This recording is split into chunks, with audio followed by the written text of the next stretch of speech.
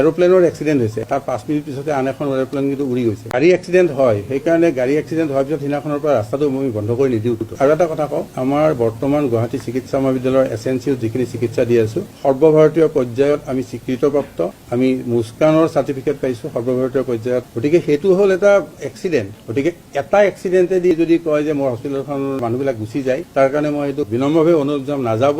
কাৰণ আমি এতিয়াও সুৰক্ষিত, পাৰ্য মানে যিখিনি প্ৰটকলত আছে সকলো চিকিৎসা দিবৰ কাৰণে আমি সাজু।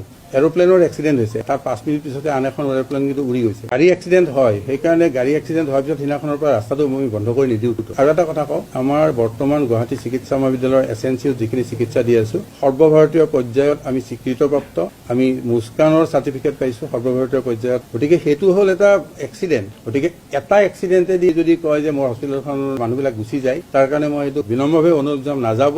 কাৰণ আমি এতিয়াও সুৰক্ষিত,